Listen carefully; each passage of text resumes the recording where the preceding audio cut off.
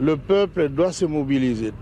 Tout le monde se préparer pour confronter l'ennemi. Dans chaque village, les gens doivent prendre les armes, même les armes traditionnelles, les flèches, les lances et autres choses. L'essentiel est d'écraser l'ennemi, parce que sinon on va devenir l'esclave de ce petit messier de Hutu, de Tutsi plutôt. C'est donc... Bonjour, bonsoir mes chers compatriotes, mes chers frères congolais. Naye na lumbangu poto tolobela makambo moko to mibale pona makambo ozoleka na este ya mboka awa bandeko lekeli biso kutu na mayele. On nous accuse pour rien, mais tomoni eza complicité moko eza na niveau national. Mes chers compatriotes, c'était au mois de novembre 2013 de le colonel Mamadou Ndala Mustafa paix à son âme abeta armée ya ba Rwandais ozalaki soutenu par le Rwanda et l'Ouganda na Tchanzu au Nord Kivu oyo babanda ko benga mouvement du 23 mars. Mouvement du 23 mars est un mouvement qui est composé par les Rwandais et les Ougandais Tutsi, avec leurs émissaires comme Oyo Azalelo, coordonnateur à DDRSS, DDRSS, Oyo, et mobilisation, M. Tomi Tambwe, Nabato Mususu, au Félix Atchepembeni Lelo, Naye, mouvement M23 et Boma et Viola, et Salama Kambotu, Oya Mabe, Oyo Esengela Kibasala na Congo, pour na traumatiser mitu ya biso ba Congolais. Ce qui na ba oyo ba bosa na ka ba biso to bosa na kate. Ba biso tika la ka toujours na kanda. Biso zana timindele mundele soki osali mabe. Oh bandi sikoko e bana yo akola kisayo no bolingo me eza kaka na kati ya mutema ti akubuma yo nde mindele bazalaka. Biso tozana ti ba Congolais musu ba yuma te po abosa na ka facilement ba bomi ba ndeko na yo mais Rwanda alakiso mina yo petit ke mino libanda. Biso toza bongo te. Toza lumumbiste, toza ba kabiliste, les patriotes qui aiment le Congo et nous sommes prêts de mourir pour ce pays ici, parce que nous n'avons qu'un seul Congo. Après M23 Koboma, au mois de novembre 2013, le colonel Mamadou Ndala a longi Bitumba. Bitumba oyo colonel Mamadou Ndala longi ba Rwanda ba M23 ba kimeli Rwanda na Uganda. Bakendaka Sudate, bakendaka South Africa te, bakendaka Rwanda na Uganda. Kuna ba Rwanda ango bakendaki ti na kati toyoka ki ba radio na kenda komona bango te mais to banda ko landa information ki batie bango na centre. Donc il est camp Songolo Bakalaboy. Maeba bimana kati ya kawara ezati. Et comme en 2018, Félix d'abord, en 2016, 2017, tu as dit que vous avez information dans les réseaux sociaux que non, il dépêche de mettre ces informations. Au Kabila Kocha invente na Congo, au Bango ala tenir bana ya Mura, au Boina Boy. Uganda na Rwanda basalaka communiquer. Baloba que non, Batouana tozo garder Bango ba M23 ils ne sont pas au Congo. Bazana kati ya camp. Donc tozo garder Bango koto mais to sengi Congo aya kuzoba tunaye. Je me rappelle le gouvernement ougandais et ça la déclaration to sengi Congo aya kuzoba tunaye. Mais Congo kenda kuzoba ngote. Alors likambo oyo izokusala nga moto na nga pasi makasi. Et comme o M23 zo ko attaquer Congo.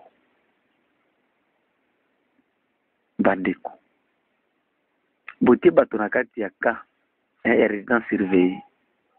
Bato wana bo désarmaki bango, ba se réarmaki ndenge nini, bazobima ndenge na kati ya baka, baya lisusu ko attaquer mboka na biso awa. Et puis mon conseil le président de la République a lobby que bino de partenaire nae et les kelinga mutu na la vidéo moko lilo na moi mutu moko lobby ki aza porte parole ya 23 a lobby ci kombo ya Congolais boye neti mu Congo a lobby yende porte parole ya M23. Ils sont bel et bien sur le sol congolais et président Ebiango. Président Tshisekedi. Alobi makabango alobaki ki coopération ou ya M23 coopération ya Kagame na Félix. Et puis na ekotala boye na ba réseaux sociaux Kagame alobi ke non makambo ba M23 makambo etali autorité congolais po ifu bango moko baza na kati ya kopo.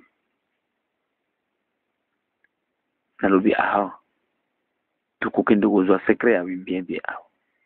Il y a au moins 4 mois, non, ce n'est même pas 4 mois, c'est 7 mois passés, même voire 8 mois. Le président de l'Assemblée nationale de la RDC, M.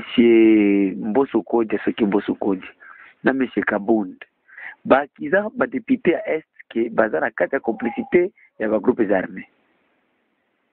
Si les loto mona atamu côté bakanga. Bandeko, nous la population ici à l'Est, nous avons besoin de la paix. Nous avons besoin de kimia. Alors, tokoki ko c'est ce qui a solo Congo to zakana justice. Po bengi c'est la biso Mbosso na Kabund. Bala ki sabiso bato wana parce que soki to bakangi bato wana bakoya ko citer bandeko na bango bazo na bango po na ko déstabiliser bitu na biso kotoyo. Donc Mbosso et Kabund, aussi la présidence de la République, baza complice bangwana batwana po bazori ka citer bangote. Même commandant ANR, directeur ANRP, il faut l'arrêter d'abord. Pour bango, selon Mbosso Alobake, il y a eu des enquêtes. Et ces enquêtes, je pense que ça a été fait avec par le service de renseignement, soit militaire ou civil. Alors, avec ce service de renseignement, l'RDG, le président de l'Assemblée nationale, le vice-président de l'Assemblée nationale et la présidence, il faut balika, bisabiso c'est tel. Nga depuis na bando kozela, bala kisabiso siko ba bilongi yango, toujours akina, toujours kabangote. Okongomani tufungue macho. Niko nasema speaker wa bunge la Kongo, Bwana Mbosso Kodja, na bwana na makamu speaker Bwana Jean-Marc Kabund walisemaga mbele ya wabunge wa Kivu na wa Ituri kwamba wapo kwenye vikundi vya kinani vinavyoshikilia silaha, kwa sababu sasa hivi wameshajua ni nani ambaye anajiunga na hizo vikundi, lakini hadi leo hatujawahi kupata hata jina moja. Et comme nos députés aussi sont idiots, bafani na bango ka bazotala Mbosso akosela bango soki azoko sa solo soki azolo ba vérité, mais tout ça na besoin ya kwa komba watu wana ebima po tozwa kimia. D'où vient ces M23? Pourquoi le gouvernement congolais n'ose même pas koleka koyebisa biso ke kotuna même Rwanda na Uganda s'exprimer bato wana balongwa ndenge na kati ya kanko na batie bango? Comme makambo retro commission tina ndinga sécurité ba détournement tina ndinga sécurité.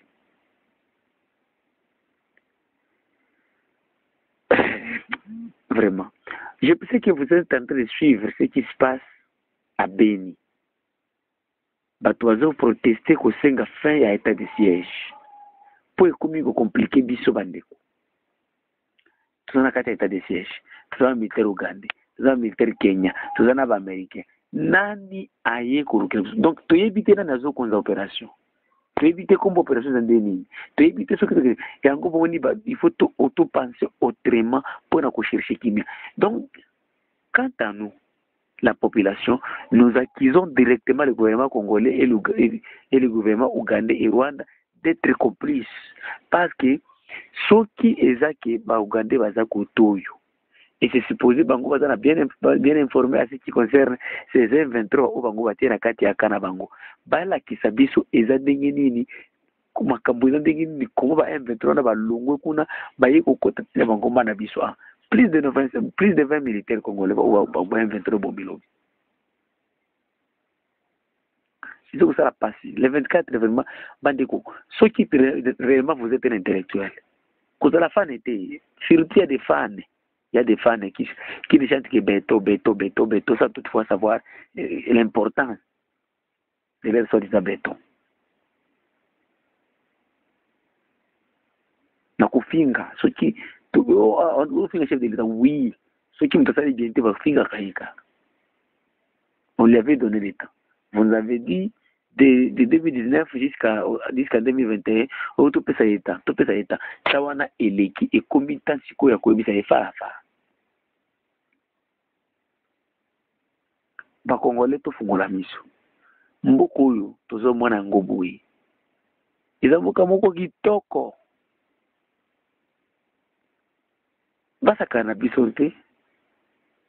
Et puis ça te ki muto akei kuna signé ba contrat na yeke non, il nous engage tous. Et ce qui quand ils nous engagent tous, ils nous prennent comme des idiots. Même dans des pays, j'ai suivi des vidéos d'une femme de la Brazzaville. J'ai aimé cette dame. Hein. Elle a montré combien de fois nous, les héros, nous sommes des fainéants. Et c'est vrai, nous sommes des fainéants. On nous manipule, surtout nous qui sommes au pays. On nous manipule, on nous fait ceci, on nous donne des discours, on nous dit ceci. Et ceux qui ont écouté Moto, Batiye, mais tout n'a vu ça vraiment. Mbokango, na ba militaire, na ba civil, tout ça que l'ongo moko. Mboko zeta bola bien te mais tozo ki nekaka. Ceux qui va biso la voix de qui vous toquez soutenir, bah oh bah ça là qui mboke de la balkanisée, oh vous êtes en train de soutenir les Maïmaï. Je les soutiendrai jusqu'à la mort. Ceux qui ont tenu la question, boni to kokiko salani pour na ko sécurité. Papa, tout ça déjà na chance, ils sont congolais à bana mboka au bandimi va kufela mboka na bango sans cause même infra, bazali les autodéfense. Tout collaborer bana mboka pour tous ils ça va rébellion wana, tous ils na M23. Bo pesa mtetezi, bo pesa ya kutumba ba opération wana, total à ce qui est M23 côté les makuna. Mais avec vos français, milai toujours que la tina nangote. Na ba diplôme na bino na tina te, tout ça na besoin de tina te parce que pozo quand même ko kamamboka te. Alors comment dire oui c'est non, je suis docteur en tel, je parle bien le français. Français là tout ça importance nango. Votre français là, est-ce que ça a importance nango? Tout ça besoin français na yo. Tout ça français là diplôme na yo. Comme ce que je suivais conseiller chef de l'État oyo monsieur Bilombo. Azo finga baninga nde batinga na classe muke. Siko ba classe na Yohana tozo ngoni. Importance ba classe na Yohana. Akindala kizango mwasi na yana bamba na yana mama na ye, biso ngoto za na besoin na ngote. Surtout na ngozo ki muto bandi professeur docteur. Donc mutu na yezo ezare loko te muibi. Docteur na nani na ndinga kuiba.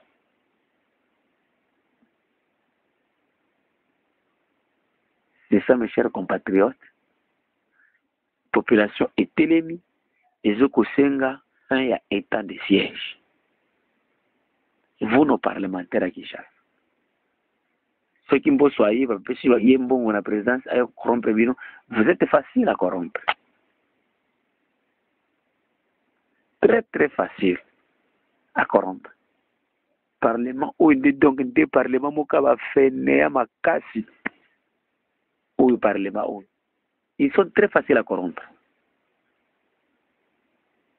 Ils ne travaillent qu'à l'intérieur de leur parti politique. Qui va même de comporter parole et non sacré. Est-ce que l'on a comme Makuna? Mende, Boshabe, Boso, Bahati. Donc, FCC échangé couleur. Ni nous avons espéré que l'on sacré ou des bisous. Rien du tout. aimons la République démocratique du Congo. Tosengi président Félix Tshisekedi olekela biso na radio papa oyebisa biso yo na Kagame na Museveni boyokana nini po bozongisela bato lisusu M23. Donc ba militaire oyo bakufa na repo na kubengana M23 baza mike oyo bakiza misusu to eza ba nini oyo bapesa bino.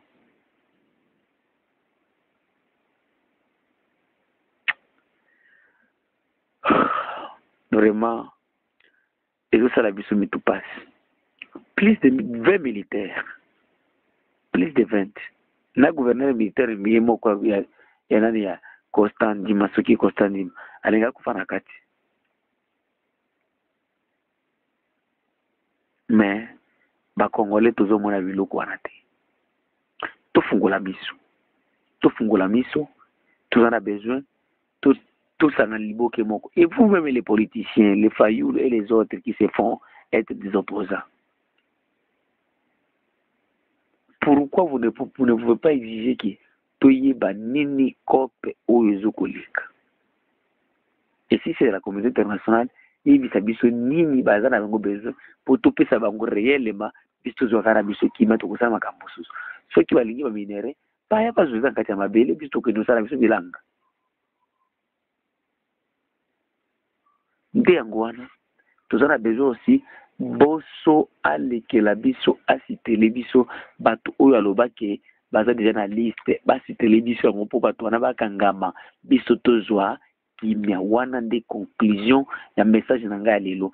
Mboso Kodia alobaka devant les députés nationaux ya Est keno baza déjà na liste ya bato oyo bazofinancer ba groupes armés et ils sont au parlement. Abimisela biso liste wana bato wana bakangama po biso tozwa kima. Toza na besoin kaka ya kimia, toza na besoin te ke oyo atomso na bino omemaka na Kinshasa o masango na bino ya bukangalon soki ya bukangalon soki ya nani ya oyo zotakuna soki na wapi. Toza na besoin biloko wana te, toza kaka na besoin ya kimia, besoin kaka ya kimia nde eloko toza nango. Merci mingi. Ce que nous avons contacté biso, ils ont plus de 143 85 88 08 330. Email à la voix de Kivu 45@gmail.com. Benga Tokoyamba. Merci.